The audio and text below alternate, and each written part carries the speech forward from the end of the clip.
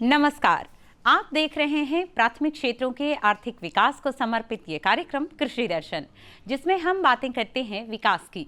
और आज के कार्यक्रम की कड़ी में भी कुछ ऐसी ही कोशिश होगी हमारी, लेकिन हमेशा की तरह सबसे पहले डालेंगे नजर अपने पहले सेगमेंट खबरें खेती की पर। नमस्कार दर्शकों, खबरें खेती की में स्वागत है आप सभी का। खबरों में आगे बढ़ने से पहले सबसे पहले नजर कृषि समाचार पर।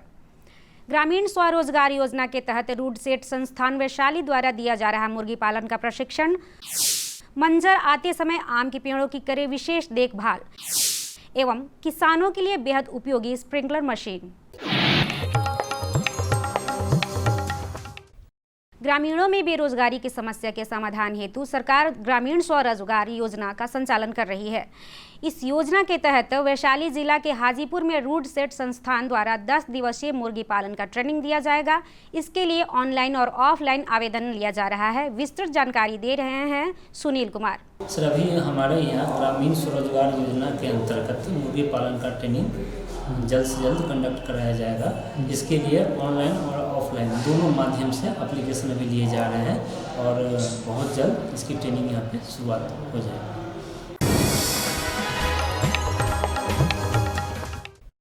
किसान बंधुओं, आम का मौसम आ गया है। आम के पेड़ों में मंजर आ रहे हैं तो कई पेड़ों में आ चुके हैं। मंजर आने के समय से ही पेड़ों को ध्यान रखना जरूरी है।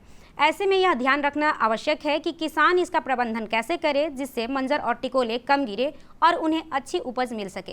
साथ ही उन्हें बीमारियों के प्रकोप से भी कैसे बचाए जिससे कि उसकी गुणवत्ता बनी रहे। वर्तमान समय में अभी आम की फसल में बौर आ रहे हैं और कहीं कहीं बौर अब दिखने लगे हैं। इसी समय किसान भाइयों को सबसे जागरूक रहने की आवश्यकता है, क्योंकि अभी जो देखभाल होगा तो आपको अच्छा उत्पादन दिया जा सकता है। मत्स्य पालक बंधुओं, यदि आप टैंकों में या फिर ठहरे हुए पानी में मछली पालन कर रहे हैं तो जलीय पौधों को जरूर डालें। इससे जहां मछलियों के अंडे या छोटी मछलियां सुरक्षित रहेंगी, वहीं दूसरी तरफ मछलियों के अवशिष्ट पदार्थों को भी ये जलीय पौधे अवशोषित कर लेंगे।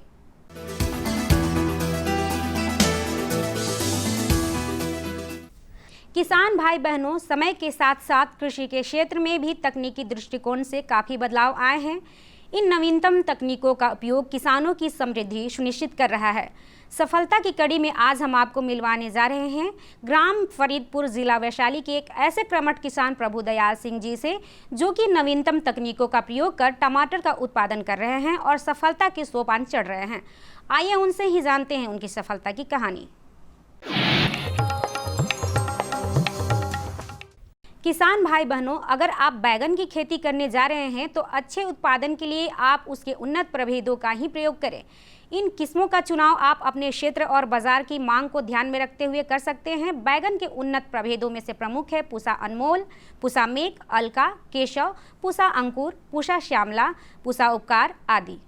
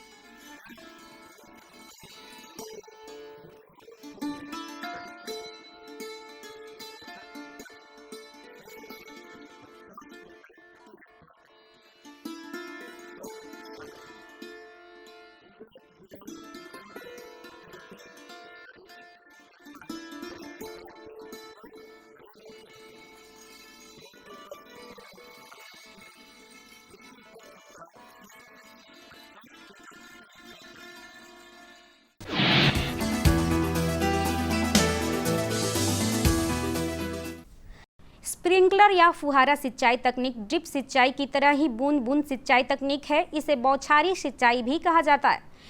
इसमें पानी पौधों के जड़ों में नहीं जाकर वर्षा के फुहारों की तरह गिरता है। यह सिंचाई करने का आधुनिक तरीका है। इसमें छिद्र वाली नलियों से जल का प्रवाह किया जाता है और फिर फुहारों की तरह पानी की बूंदें पौधों पर गिरती है। इससे पानी की बचत भी होती है और उत्पादन भी बेहतर होता है। अब जानते हैं क्या है आज का मंडी भाव।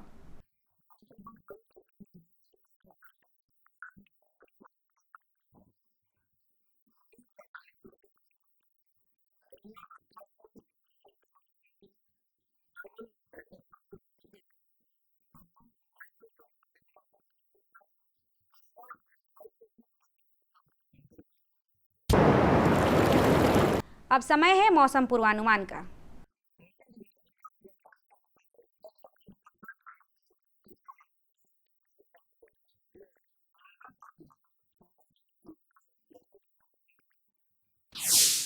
अरे भाई रामेश्वर, क्या बात है? बड़े परेशान दिख रहे हो। सोच रहा था कि अभी तो हाथ पांव चल रहे हैं तो खेती कर पा रहा हूँ, कल को जब इनमें ताकत नहीं रहेगी गुजारा कैसे होगा? पेंशन से। पेंशन? हाँ, और वो भी हम जैसे किसानों के लिए। अब हम जैसे छोटे किसान भी 60 साल के होने पर 3000 रुपए मासिक पेंशन पा सकते हैं। सच में? हाँ, चलो मैं तुम्हें दिखाता हूँ। 18 से 40 वर्ष की आयु के लघु और सीमांत किसान इस स्वैच्छिक और अंशदायी पेंशन योजना में 55 रुपए से 200 रुपए की मासिक किस्त देकर प्रवेश कर सकते हैं। भारत सरकार भी हर महीने किसान के बराबर किस्त का योगदान करेगी। कभी नहीं सोचा था कि हम जैसे किसानों की भी पेंशन का सपना कभी सच होगा। प्रधानमंत्री किसान मान धन योजना, अन्नदाता के परिश्रम को संबल, पेंशन से सुरक्षित उनका कर। नजदीकी जन सेवा केंद्र जाकर इस योजना से जुड़े। खबरें खेती की में अभी आपने जाना मौसम के मिजाज के बारे में, ली जानकारी मंडी के भाव की, रूबरू हुए आप नवीनतम तकनीकों और उपकरणों से, साथ ही साथ जाना आपने अपने ही एक सफल साथी के सफलता के राज के बारे में भी। अब बढ़ते हैं आगे, जहां इस भेंट वार्ता में हम अपने विशेषज्ञ से जानने की कोशिश करेंगे कुक्कुट में होने वाली बीमारियों और उसके रोकथाम के बारे में। नमस्कार, मैं हूं विकास। आप देख रहे हैं कार्यक्रम कृषि दर्शन। दर्शकों, जैसा कि आप जानते हैं कि हम अपने हर एक अंक में आपके लिए लाते हैं कुछ जानकारी बेहद ही खास। आज के इस अंक में हम बात करेंगे पोल्ट्री फार्मिंग। जी हाँ, मुर्गी पालन और उससे होने वाली बीमारियां और उसमें उसके रोकथाम के बारे में। दोस्तों, जैसा कि आप जानते हैं कि मुर्गी पालन आज के किसानों के लिए एक बहुत बड़ी अपॉर्चुनिटी के रूप में ऊपर आया है। जी हाँ, हम ऐसा इसलिए कह रहे हैं कि हमारा प्यारा देश भारत सिर्फ भारतवर्ष की क्यों, पूरे विश्व का अगर आंकड़ा उठाएं तो पूरे विश्व में 5वें नंबर पे आता है मुर्गी पालन और उसके कंजम्पशन को लेकर के। जी हाँ दोस्तों, आज हम बात करेंगे, हमारे साथ उपस्थित हैं केवीके गोपालगंज से डॉक्टर रामकृष्ण राय, जो आपको बताएंगे कि मुर्गी पालन को लेकर आपके साथ क्या क्या समस्याएं हो सकती है, मुर्गी पालन के दौरान उसका रोकथाम कैसे किया जा सकता है। डॉक्टर साहब, आपका बहुत बहुत स्वागत है आज के कार्यक्रम कृषि दर्शन में। सर, आपसे सबसे पहला प्रश्न उठाएंगे सर कि हमारे किसान भाई जो कुक्कुट पालन करना चाहते हैं तो उनको बहुत सारी परेशानियों का सामना करना पड़ता है। इनफैक्ट बहुत सारी बीमारियां हो जाती है जिसके कारण कि उनको काफ़ी नुकसान झेलना पड़ता है। तो आप हमें ये बताएं सर कि कुक्कुट पालन करने वाले किसानों के साथ प्रमुख समस्याएं क्या क्या होती हैं और उसका निजात कैसे किया जा सकता है। सर, कुक्कुट पालन में आत्मनिर्भर बनने के लिए आपको प्रबंधन काफ़ी महत्वपूर्ण है और इसमें भी रोग प्रबंधन विशेष महत्व रखता है। मुर्गी पालन में जो विशेष बीमारियां आती हैं उसमें है आपको एक रानीखेत बीमारी कहते हैं या उसको न्यूकैसल बीमारी भी कहते हैं, और दूसरा जो है वो है गम्बोरो या इन्फेक्शस बर्सल डिजीज जिसको कहते हैं। ये बीमारी काफ़ी महत्वपूर्ण होती है। मैरिक्स डिजीज़ जो है वह भी महत्वपूर्ण है। तो ये सारी जो बीमारियां हैं वह विषाणु जनित बीमारियां हैं और इसमें टीकाकरण से बचाव किया जाता है। तो जो न्यूकैसल डिजीज़ है और या गम्बोरो रोग है, इसके लिए हम टीकाकरण करते हैं। न्यूकैसल डिजीज़ का टीकाकरण हम प्रथम सप्ताह में करते हैं, गम्बोरो डिजीज़ का हम तीसरे सप्ताह में टीकाकरण कर देते हैं। तो इसमें से जो है आपको न्यूकैसल डिजीज़ के लिए F1 या लासोता से टीकाकरण करते हैं और गम्बोरो के लिए हम जो है आपको इंटरमीडिएट स्ट्रेन या फिर सैक स्ट्रेन से टीकाकरण करते हैं। टीकाकरण करने के लिए भी विभिन्न तरीके होते हैं, जिसमें से कि आपको या तो हम जल में देकर कर सकते हैं या फिर जो है हम उसके आँख या नाक में ड्रॉप से देकर कर सकते हैं। तो अगर जल से करना जो है वह आसान होता है, और जल में करने के लिए कुछ सावधानियां भी बरतनी आवश्यक होती है। जैसे कि आपको डोज का महत्व रहता है कि आपके पास कितना फ्लॉक साइज है, और आप उसको टीकाकरण के लिए डोज का ध्यान दें। टीकाकरण अच्छे स्रोत से लें, जहाँ पे कोल्ड चेन मेंटेन किया गया हो वहाँ से लें, एक्सपायरी डेट को देख लें, यह भी महत्व रखता है। अच्छे रिलायबल सोर्सेज से आप टीकाकरण प्राप्त करें। और कोल्ड चेन को मेंटेन करने के लिए आप क्या करें कि उसको बर्फ़ में लाएं, और अगर आपको टीकाकरण करना है, समय लग रहा है, तो आप उसको फ्रिज के जो दरवाज़ा होता है उसमें आप टीका को रखें, और टीका जब खोलें तो तुरंत ही टीकाकरण करें, और हो सके तो आधे 1 घंटे के भीतर समाप्त कर लें। डोज के लिए जो जल का इस्तेमाल करेंगे वो क्लोरीन रहित होना चाहिए, साफ़ जल हो, पीने लायक योग्य जल हो, और उसमें जो है डोज को आप मिलाएंगे उसके पहले जो बर्तन होता है, पानी का बर्तन, उसको निकाल देते हैं 1-2 घंटा पहले, और उसके बाद जितना पानी पीती है हमारी मुर्गियाँ उसके अनुसार जो है टीका मिलाते हैं, जितनी फ्लॉक साइज है उसके आधार पे। और उसके में थोड़ा सा हम जो है स्किम मिल्क पाउडर, यानी कि वो जो दूध मिलता है, दूध का पाउडर मिलता है, उसको 1 पाव के आसपास मिला देते हैं जल में, और उसको बढ़िया से घोल करके, टीका को घोल करके वो पानी के बर्तन में दे देते हैं, ताकि वो पी करके उसका टीकाकरण हो जाता है। ध्यान दीजिए कि जो टीकाकरण आप कर रहे हैं उसको जल्द से जल्द करें। कुछ टीकाकरण जो होता है जो अधिक दिन तक पालते हैं, जैसे कि लेयर के लिए अगर पालन कर रहे हैं, अंडे के लिए, तो ऐसे में ज़्यादा दिन तक मुर्गियों को पाला जाता है, तो उसमें R2B जो टीका होता है या मुक्तेसर स्ट्रेन का टीका वह करना होता है। तो अगर वह करना होता है तो फिर जो है आपको वो मांसपेशी में देना होता है R2B वैक्सीन। तो ऐसे में आप कोल्ड चेन को मेंटेन करें। तो ऐसे हमने पाया है किसानों के बीच में कि जब वो कोल्ड चेन मेंटेन नहीं करते हैं तो वैक्सीन फेल्यूर हो जाती है। हमने जब पोस्टमार्टम किया था तो न्यूकैसल डिजीज़ का इंसिडेंस हमने फार्म में पाया था। कोल्ड चेन उन्होंने मेंटेन नहीं कर पाए थे क्योंकि समय लग गया था टीकाकरण करने में, तो इसके कारण जो है वैक्सीन फेल्यूर हो गई थी। पानी का बर्तन हटाना भी महत्वपूर्ण इसलिए होता है क्योंकि पानी का बर्तन अगर आप नहीं हटाते हैं तो सब मुर्गियाँ पानी नहीं पीती, तो सबका टीकाकरण नहीं होता है। मैरेक्स डिजीज़ जो है वह भी चूजा जब निकलता है अंडे से उसी समय टीकाकरण किया जाता है। प्रायः यह हैचरी में किया जाता है। अगर हैचरी से आप चूजा प्राप्त कर रहे हैं तो उनसे भी यह जानकारी प्राप्त करें कि क्या वो मैरेक्स डिजीज़ का वैक्सीन किया गया है कि नहीं किया गया है। अगर टीकाकरण नहीं किया गया है तो फिर आप उसको अपने स्तर पे भी टीकाकरण कर सकते हैं। इसके लिए मैरेक्स डिजीज़ की भी टीका मिलती है। डॉक्टर साहब, आपसे एक प्रश्न और लेना चाहेंगे। जैसे आपने बीमारियों के बारे में तो बताया सर, लेकिन हम चाहते हैं कि हमारे किसानों को आप एक ऐसी जानकारी दें, चूँकि बर्ड्स की बात हम लोग कर रहे हैं मुर्गी पालन की, तो मुर्गी जब भी रहेगी सर वो झुंड में रहने वाली बर्ड्स है, तो ऐसा क्या प्रबंधन होना चाहिए कि वो झुंड में रहने के बावजूद भी जो है अगर कोई बर्ड इन्फेक्टेड होती है किसी बीमारी से तो एक दूसरे में वो ना फैले और उसका रोकथाम आसानी से किया जा सके। तो ऐसे में हमारे लिए ज़रूरी होता है कि हमारे जो बारे में रोग आए ही नहीं। इसके लिए हमें जो है जो दूसरे जो आगंतुक होते हैं उनको ज़्यादातर प्रवेश नहीं देना है, वर्जित होता है। साथ ही साथ साफ़ सफाई पे ध्यान देना है। कुछ स्प्रे भी करते हैं डिसइंफेक्शन, या जो बर्तन की सफाई हो या पानी की जल अच्छी स्रोत से उपलब्ध हो, भोजन साफ़ सुथरा रहे, ज़्यादा गंदगी न रहे। फीडर्स को पूरा नहीं भरना होता है, फीडर्स को भी 2/3 या आधा ही भरते हैं। तो ये सब चीज़ें पे ध्यान देना है। अगर आप लीटर में पाल रहे हैं तो आपको ये ध्यान देना होगा कि वहाँ पे नमी ज़्यादा ना हो, एमोनिया गैस ज़्यादा ना वहाँ पे ये हो, क्योंकि अगर एमोनिया गैस भी ज़्यादा होता है तो इससे भी उसकी जो इम्यूनिटी है वो प्रभावित होती है। विटामिन वगैरह, मिनरल्स वगैरह, खनिज मिश्रण ये सब आपको दें। राशन आप सही ढंग से दें। वास्तविकता यह है कि हमारे जो मुर्गी पालन में भारत में या हमारे राज्य में भी इतनी जो तरक्की हुई है उसके लिए प्रबंधन, पोषण, ब्रीड, स्ट्रेन जिसको कहते हैं, उसमें काफ़ी रिसर्च हुआ है, शोध किया गया है, और रोग का रोकथाम के लिए टीकाकरण वगैरह ईजाद किए गए और इनका धड़ल्ले से इस्तेमाल हुआ है। लोगों को बीच में जानकारी भी फैली है। इसी कारण हम देख रहे हैं कि मुर्गी पालन में हमारा देश जो है अंडा उत्पादन हो या ब्रायलर में मांस उत्पादन हो, इसमें तेज़ी से तरक्की कर रहा है। इसका हमारे किसान भाई भी इसमें काफ़ी इनका योगदान है। उनकी जानकारी भी बढ़ी है, रुचि भी बढ़ी है। मैं ये देख रहा हूँ कि किसान जो है काफ़ी ज़्यादा फार्म का नया स्थापित कर रहे हैं, उनकी रुचि भी काफ़ी बढ़ी है। सर, आप हमारे आज के इस कार्यक्रम में आए, हमारे किसान भाइयों के लिए बहुत अच्छी जानकारी आपने दिया सर, इसके लिए आपका बहुत बहुत धन्यवाद सर। धन्यवाद। प्रकृति, गजब की ताकत है इसमें। बारिश की रिमझिम फुहारों को ही लीजिए, जब सही समय पर मिट्टी पर गिरें तो खेतों में किसान की मेहनत रंग लाती है।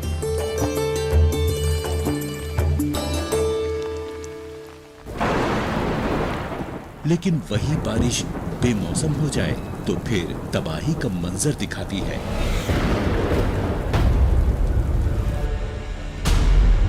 लेकिन क्यों रहे किसान के घर की खुशियां प्रकृति पर निर्भर, जब बन सकता है वो आत्मनिर्भर।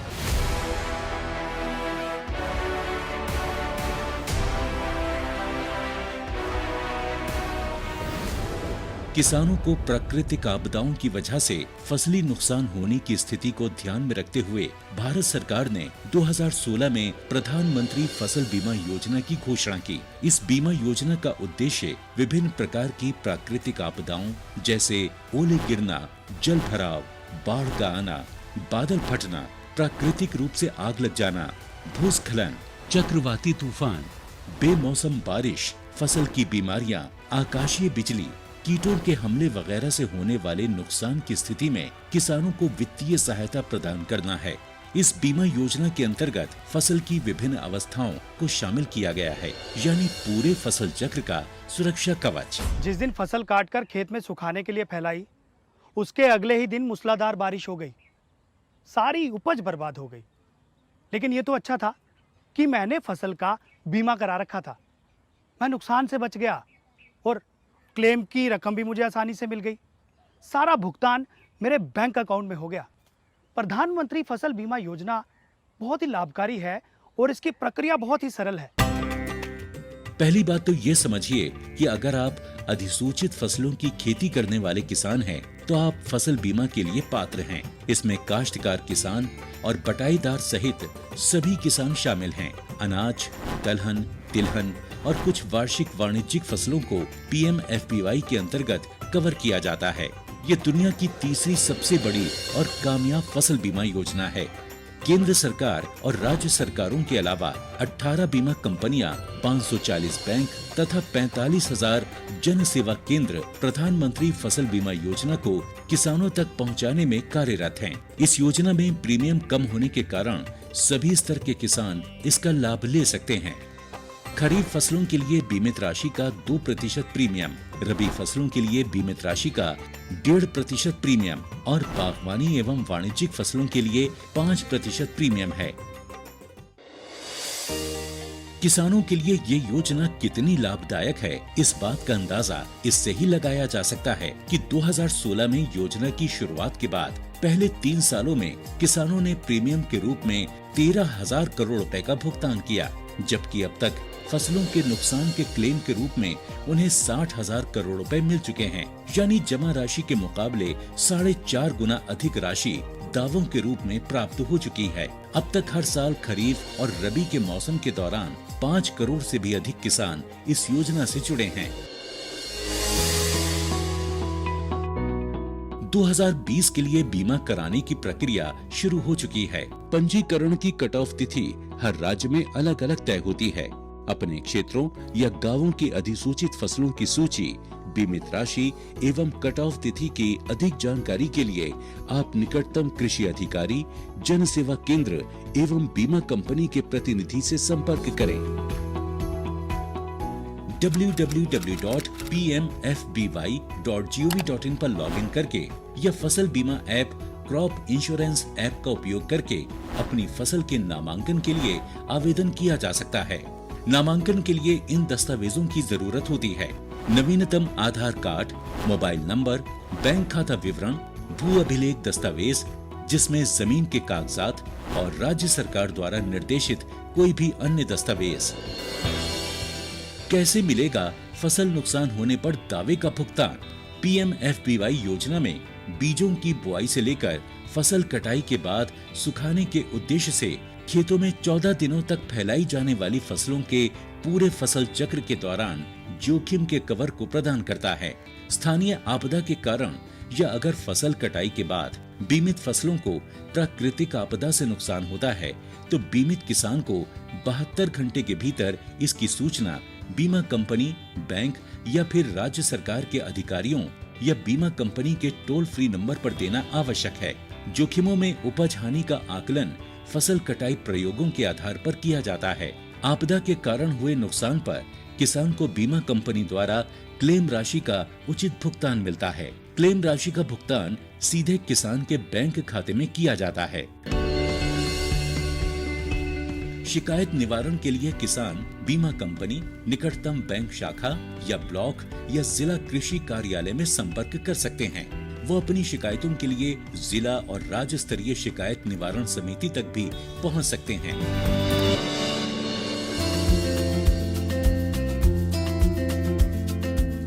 दरअसल पहले सभी ऋणी किसान जो बैंकों या वित्तीय संस्थानों से मौसमी कृषि ऋण या केसीसी का लाभ उठा रहे थे, उन्हें अनिवार्य रूप से इस योजना में शामिल किया जाता था। लेकिन फरवरी 2020 में किसानों के हित में नामांकन प्रक्रिया में एक बड़ा बदलाव करते हुए अब इस योजना को सभी किसानों के लिए स्वैच्छिक कर दिया गया है। प्रधानमंत्री फसल बीमा योजना किसानों को उनकी मेहनत से उगाई फसल को सुरक्षित करके देश को आत्मनिर्भर बनाने की दिशा में अहम कदम साबित हो रही है। जब किसान बढ़ेगा प्रकृति निर्भरता से आत्मनिर्भरता की ओर, तभी तो बनता है आत्मनिर्भर राष्ट्र।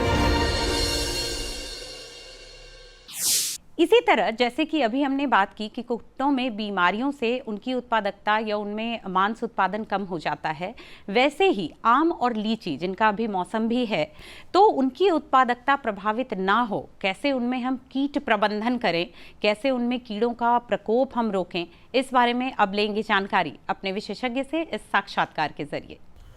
किसान बंधुओं नमस्कार। अपने प्रदेश की दो प्रमुख फल आम और लीची के वृक्ष अभी मंजर से लदे पड़े हैं। तो आज का हमारा चर्चा का विषय है आम एवं लीची में कीट प्रबंधन। इस विषय पर और अधिक जानकारी देने के लिए आज हमारे साथ हैं कृषि विज्ञान केंद्र गोपालगंज के विषय वस्तु विशेषज्ञ डॉक्टर अभिषेक राणा। डॉक्टर अभिषेक राणा जी, आज के कार्यक्रम में मैं आपका बहुत बहुत स्वागत करता हूं। और इस सवाल के साथ कार्यक्रम की शुरुआत करता हूं, चूँकि ये मंजर अभी लगा हुआ है, तो इस मंजर में भी कोई कीट लगता है? और ये भी आपसे जानना चाहूँगा कि मुख्यतः कौन से कीट इन दोनों फलों को प्रभावित करता है और उसके लक्षण किस तरह दिखाई देते हैं इन पेड़ों पर? सबसे पहले किसान भाइयों को मेरा प्रणाम। जैसे कि आपने पूछा कि अभी जैसे मंजर चला हुआ है, मंजर आया है, तो इस अवस्था में कौन कौन से कीट लगते हैं। तो सबसे पहले जो है हम आम की बात करेंगे। तो इस अवस्था में जो है वो एक फुदका कीट आता है जो पेड़ में विभिन्न जो मंजर आया है, आपका पत्तियां हैं और अन्य भाग हैं, उससे रस चूसता है। और रस चूसने के साथ साथ में ये क्या करता है कि एक तरल पदार्थ जो मीठा पदार्थ है वो उस पदार्थ को वो छोड़ता है और उस पदार्थ के ऊपर जो है वो एक काली परत जो है चढ़ जाती है, जिसको शूटी मोल्ड बोलते हैं। और इसके कारण क्या है कि पौधा जो है प्रकाश संश्लेषण की क्रिया नहीं कर पाता है और उत्पादन में कमी देखने को मिलती है। तो हम बारी बारी जो है इसके जो आम में लगने वाले कीट हैं उसकी चर्चा करेंगे। सबसे पहले है फुदका कीट, जिसको लीफ होपर बोलते हैं। और इसके लक्षण तो मैंने आपको बता दिया। अब इसकी मैनेजमेंट कैसे करनी है, कंट्रोल कैसे करना, वो हम आपको बताएंगे। तो सबसे पहले हमारे किसान भाई ये एक काम कर सकते हैं। जैसे आपके आमों में मंजर निकल रहा हो बट अब फरा ना हो, फूल ना आया हो, उस समय में हमें जो है अगर इस कीट की संख्या जो है कम है तो उस टाइम पे हमें एक नीम ऑयल जो है 4 ml 1 लीटर पानी में उसको घोल बना के उसका छिड़काव कर सकते हैं, ताकि इसकी संख्या आगे ना बढ़े। और उसके बाद जब इसमें फूल आता है तो उस दौरान जो है हमें किसी भी तरह का जो है कीटनाशी या किसी भी तरह का फफूंदनाशी जो है वो स्प्रे नहीं करना है, क्योंकि क्या होता है कि इस अवस्था में जो है परागण का क्रिया चलती है और फूल जो है वो अच्छे से फल में कन्वर्ट नहीं हो पाता है। तो जब फूल से फल बन जाता है, जब छोटे मटर के दाने के आकार का फल होता है, उस टाइम पे उसके 10 दिन बाद जो है हमें एक स्प्रे करना है इमिडाक्लोप्रिड 17.8 SL का। 1 ml 2 लीटर पानी में घोल बना के उसका स्प्रे करेंगे। और इसके 10 से 12 दिन के अंतराल में एक फफूंदनाशक आता है हेक्साकोनाजोल, इसका भी स्प्रे हम करेंगे। तो हमें इन दोनों स्प्रे के बीच में 10 से 15 दिन का अंतराल या 10 से 12 दिन का अंतराल जरूर रखना है। तो इससे क्या होगा, एक तो फुदका कीट का भी नियंत्रण होगा और इस अवस्था में एक पाउडरी मिल्ड्यू, जिसको चूर्ण असीता रोग बोलते हैं, उसका भी मैनेजमेंट साथ में हो जाता है। तो ये तो हुआ फुदका कीट के बारे में।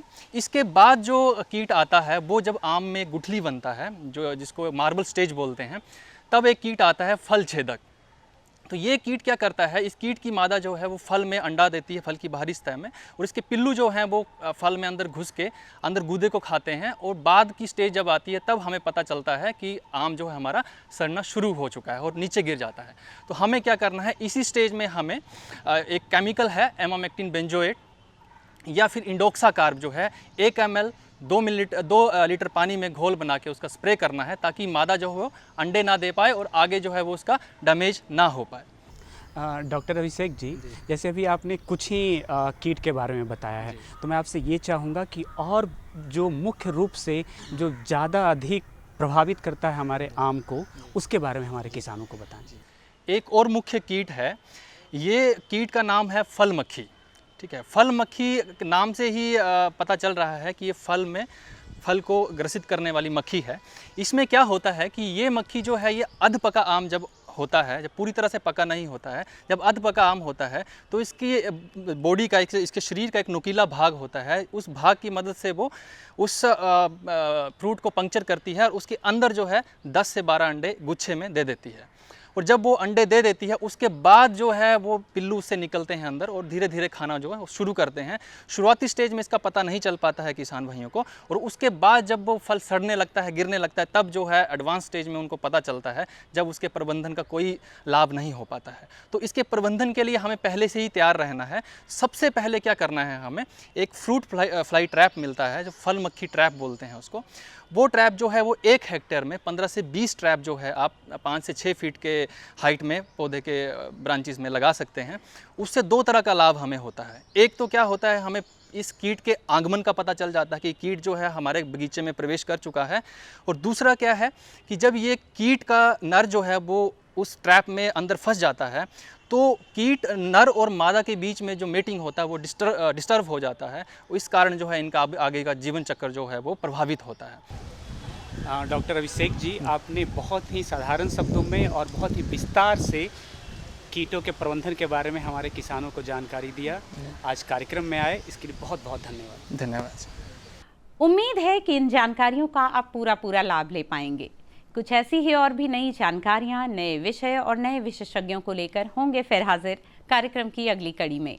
तब तक के लिए रखिए अपना और अपनों का ख्याल और दीजिए इजाजत। नमस्कार।